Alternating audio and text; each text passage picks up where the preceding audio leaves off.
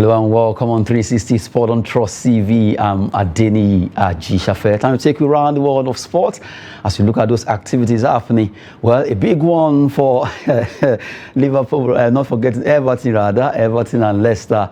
I beg your pardon there. Now let's talk about the big one that will be happening today, but that will be as the program actually progresses. Now let's start with basketball.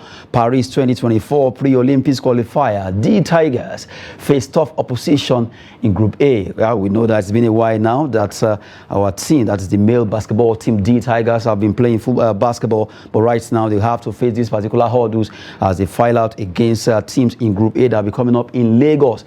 Pre-Olympics qualifier, Paris 2024. Let's look at the teams they'll be facing, looking at the Group A and also in Group B. Let's look at those teams, Nigeria, Senegal, Mali, and Uganda. And you know how tough it could be when Nigeria faces Senegal. Senegal right now, one of the forces to be reckoned with in basketball in Africa.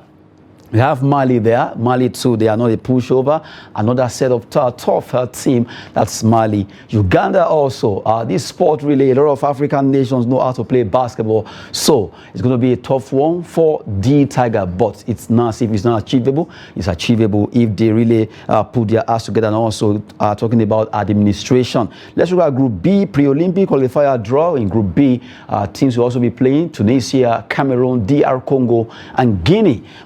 Focus will be on the Tigers. They will be playing against Senegal, Mali, and Uganda. I have in the studio our sports statistician, Olawale Peters. Good to have you back. Yeah, good morning, Adeni. It's my pleasure to be back to the studio. Yes. Concerning the Tigers and tough opposition, and I think they don't have a tough opposition at all. I disagree a bit. Why do I say so? If you look at the FIBA ranking in Africa, currently now, Nigeria, we are number 1, and we are 19th globally. And if you look at the top 10 and you look at the two groups, we only have Senegal, who are currently number 3 in Africa in our group. But if you look at the Group B, where you have the likes of Cameroon, you have the likes of Tunisia, they are among the top 10. So they have 3 countries that are among the top 10 in their own team, while we have only Senegal in our own group. So I don't think we should not preempt failure before the competition. Then we're going to have an advantage. What is the advantage? We are playing in Lagos. We are playing at home. So we have that home advantage. So you are currently number 1. Yes, we miss out in playing at the World Cup, and this is an opportunity for us to redeem the image by representing the country, not only to go and represent the country, but to try and get a medal when they are coming back. So I don't think we're in a tough group at all. We shouldn't console ourselves or anticipate failure and we'll now come back and say, oh, it's probably because we're in a tough group. We're not in a tough group at all, based on what we have on ground. And I believe the boys, they have what to take to win the competition. They are hungry for success. They want to make up to not qualifying for the World Cup. And aside the fact that the players are battle ready, things must just be done right. Talking about administration now, we know there's been at least the issues surrounding our team, the D Tigress. But right now, the World Cup, we all know what happened, that we couldn't make it. But right now, as it is, our guys needs to, the administration needs to do everything. I'm talking about MBBF now. Everything must be put in place for the Tigers to get to the Olympics this time around. Unfortunately, if you want to serve Nigeria, you have to serve Nigeria with all your heart. That's the truth. You have to be dedicated and committed. Because if you are looking at the way and manner the administrators are managing the affairs of sport in this country, nobody will be ready to put on the white, green to represent the country. So I want them to have at the back of their mind that this is a service to their fatherland. They shouldn't be waiting for what they will pay or what they will not pay. Look at the Tigress, for example, now. They won a competition as far back as 2017 in Senegal. They went to the World Cup in 2019 in Spain. This is 2023. Up to now, the issue of their payment is still dilly-dallying. They will pay, they've not paid. Up to now, since 2017, and this is 2023. So if the boys also, they want to have that back at the back of their mind of what the country will do for them. I think it's high time those of us that will love sports, we should be looking at what we can contribute to our country by doing our best. Let's leave it for them. I believe one day, monkey will go market, go come back, because we can't continue like this. People have sacrificed a lot for this country. Not that the money is not being released, but some people, because of their selfish and corrupt tendency, they are pocketing this money. Because if you go through investigation, you'll be surprised that most of this money has been released. But some people, they pocketed the money, or they spent the money thinking they will get it somewhere to recoup. That one, they block it. So that's the issue. But the boys shouldn't look at that. They should just continue doing what they know how to do best. After all, most of them, God has blessed them, they are multi-millionaires. It's not the money that they are going to pay them that will have impact on their life. Well, we've been talking concerning Nigeria, the Tigers, as they face out against Mali, Senegal, and also Uganda in that pre-Olympic qualifiers that will be coming up in Lagos. And we hope the boys really will do us proud by the time those games will be coming up over there in Lagos. Well, from basketball, let's switch to football now. A lot of Nigerians were actually disappointed for the fact that Rivers United couldn't go further from that particular exit at CAF Confederation, being the only team left after all the support and everything. But right now, Coach Stanley Eguma has right now apologized to Nigerians for the fact that, well, they exited the tournament, even though a lot of people really expected them to win. But according to him, Younger FC, or Young Africa as they call them, really deserve to get over them, because it seems to play better from the way it is right now. We no longer have any team in CAF interclub competition, but when Nigerians were hoping that Rivers play, in fact, stronger teams than Younger FC, and well, it never happened. Just the way it happened now. They lost our first leg 2-0 here in Nigeria before they traveled to Dar es Salaam, and it was 0-0. Okay, and if you know sports, if you watch sports, if you speak sports, and if you analyze sports, you will know that we've lost the match from first leg. If you lost 2-0 at home, take it or leave it. It will be difficult for you at this stage of the competition to overturn the 2-0 away from home. That's the truth. So after our match in Nigeria here, 2-0, I was like, that is the end.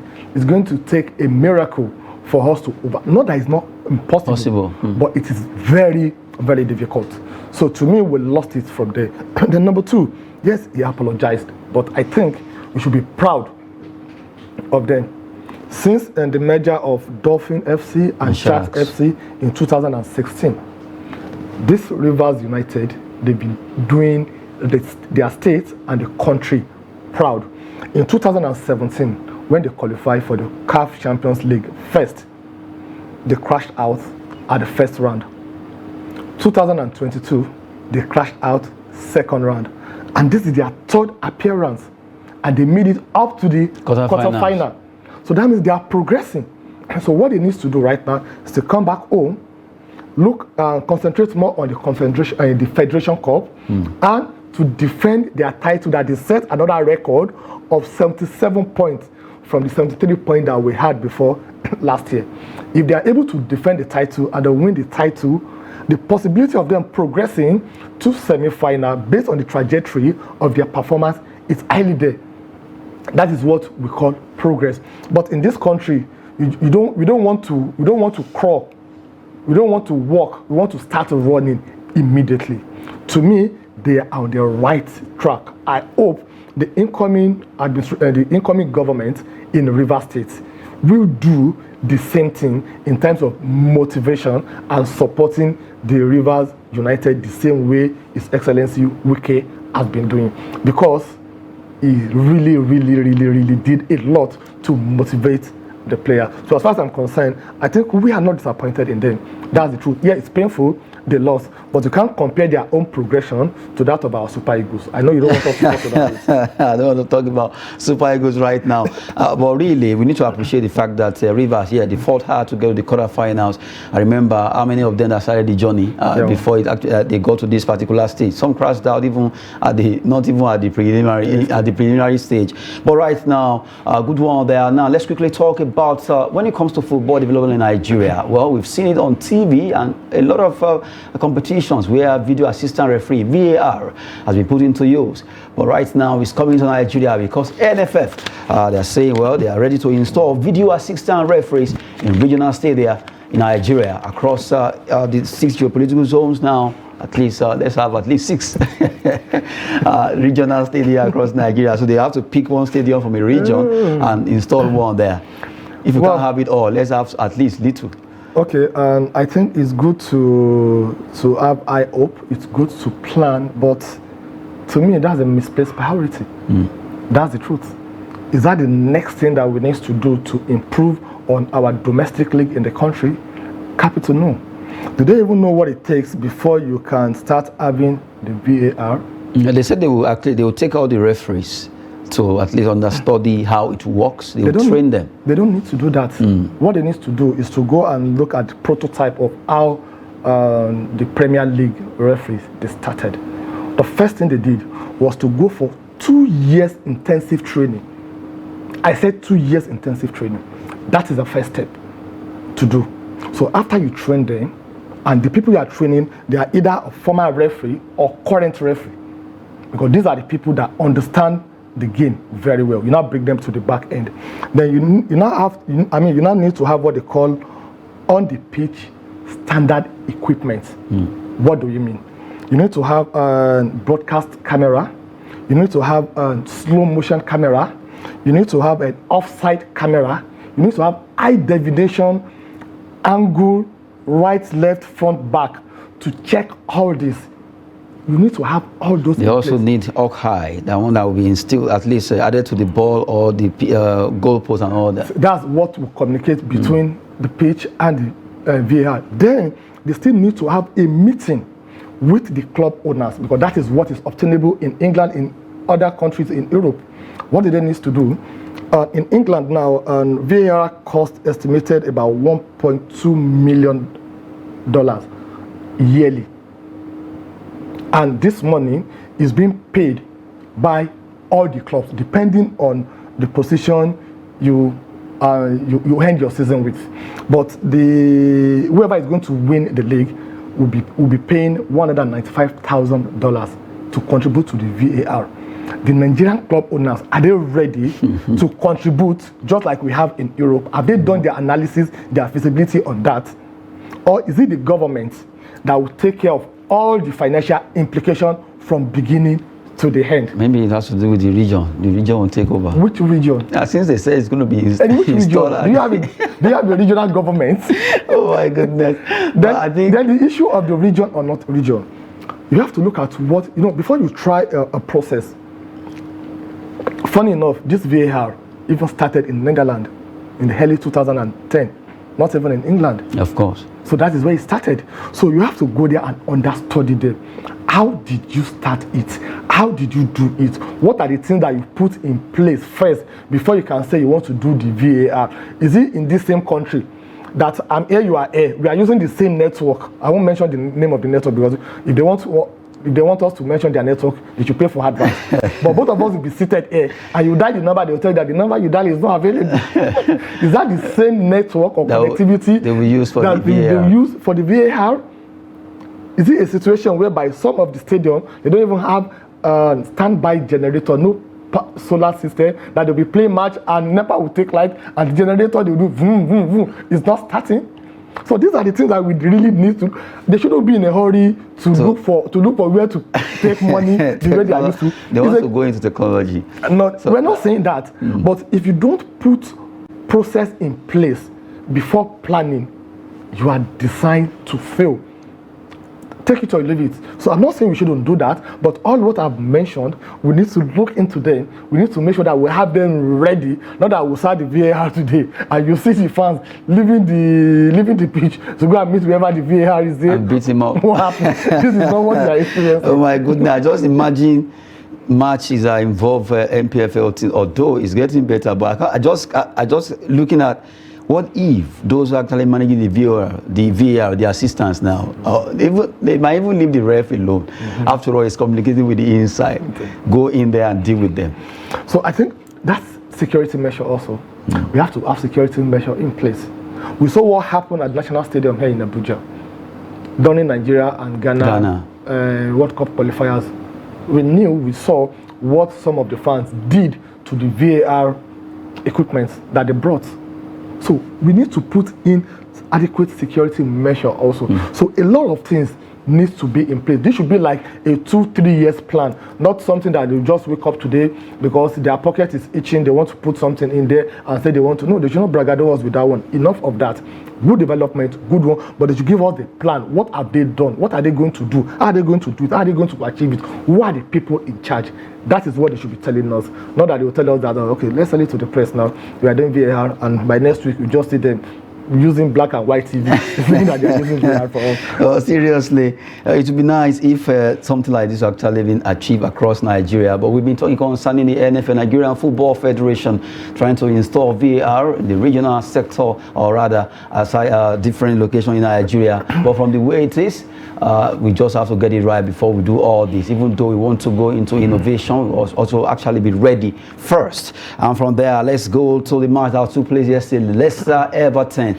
A big battle between Ndidi and Iwobi. What a match there. It ended in the draw. But right now, Premier League Iwobi rescue point for Everton and Leicester in that game, even though that draw didn't change anything for Everton. No, it did for Leicester City. For Leicester. Leicester, it did. And for Everton also, it did. A point, it's something. Of course, but they're still there. Yeah, what I think happened will have been what they call a transposition between Everton and Leicester City. Before the match, Everton currently now they are having 29 points, while Leicester City they are having 30 points. So before the match, Leicester City they are having 29 points, while Everton they are having 28 points. Had it been Everton have won the match, the penalty missed by Maddison, if he has scored that, it would have been 3-1. So the possibility of Everton to come back from that 3-1 to 3-3 would be very difficult, because what they will be doing is they will be coming out. The Leicester City, you know them very well. When it comes to counter-attack, that's why they have Vardy on their team yesterday. And we saw what he did in the second goal. Yes. It was a counter-attack. So it has been a lot of things. So if you look at between 16th position to 20th position, it's just 1.1. Apart from Southampton that they are having 24 points currently now, we are having 29 points, 30 points, even up to where we have the Leicester City also. So just a point is something, but take it or leave it. I called that yesterday a battle of a relegation derby. A relegation derby between Leicester City and Everton, which is very, very, very interesting. So like I said earlier now, you can see where they are right now. If not because Leicester City, they drew that match, they would have been where Everton is now with 29 points. And Everton will have been where Leicester City is now with 31 points. But that 1 point is a lot. And if you look at both Leicester City, Leeds United, and Nottingham Forest, they are having 30 points. And even Everton, 29 points. So it's still anybody's game. So it's only Southampton with the 24 points that we don't know what might happen. And then they still have 4 matches to play. That 4 matches can see them at least 12. It can, if they can, depending on who they are playing with. So if they are playing with any team from, let me say from 12, Chelsea, because even though we don't know, look at them, Chelsea 39, I look at Leicester City 30, just 9 points. So that means if Chelsea should lose their next three matches, the possibility of them coming to that 16 or 17, it's certain. And other teams, they win their match. So mathematically, Chelsea is not out of relegation. Bournemouth is not out of relegation. Wolves and West Ham is not out of relegation. So it's going to be very interesting. The next, though they have more games to be played. They have two outstanding games to be played. But take it or leave it. But they are playing one of them against Arsenal today. Is that what? one of those two are standing is against Arsenal today. Yes. They are playing it against title holder. No, there's even between title holder and title contender. Is this a way to get back at me? No, I'm not saying the reality now. But seriously, although we'll be getting to that, let's even leave Arsenal Chelsea, at least it's coming up. But really, looking at the way the table is right now, is a big battle for the relegation battle team now. Yeah. Leicester, Everton, Southampton, Leeds, West Ham, even up to, like you mentioned, up to Chelsea. It's not safe. You just have to be very careful because this 12 point can still, if a team wins all the 4 matches and you lose all your 4, you can still come down and someone will go up. Definitely. And right now, from the way I see it, from 12 to 20, the remaining 4 matches is just a big deal for them. Yeah, it is a big deal for them that none of the teams should try and lose any points. Take it or leave it.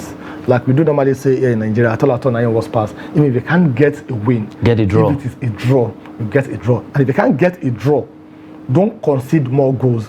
That's the truth, because at the end of the day, goal difference also will speak for it. So the first priority is, I want to win. If you now look at it, I don't think I can do this. So let me go for draw. If you now look at even the draw, my power doesn't take it. Let me just try and concede less. So that should be the strategy. You should have the 3 strategy working for you. If you have the opportunity to win, go for a win. If you have the opportunity to draw, stay for a draw. If you know the opportunity is for you to, let me just concede 1 or 2 goals, let me remain there, so that at the end of the day, the goal difference will still favor me, because I see that happening. We saw it happening before between Manchester City and Manchester United when Manchester City won the title at the last minute when Sergio Aguero scored that goal against QPR just by goal difference. So anything can still happen. A point means a lot. The next 4-5 matches will be very, very, very interesting in Premier League. But you are saying that now, let's look at the first side of the table from 1 to 10. Even though Arsenal right now, they relinquished the leadership to Manchester City, a point ahead after that loss against Man City that has become the volume right now. But according to their coach, there's still hope for Arsenal. Well, anyway, if I'm in his shoe, what will I say?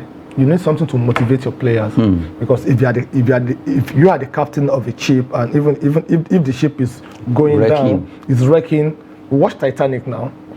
So you won't tell them that the ship is wrecking. So you want to motivate them. But if you ask him, if you bring a lie detector to Arteta and say, Arteta, are you sure you're going to win this Premier League? The results will be there. But definitely, this is football.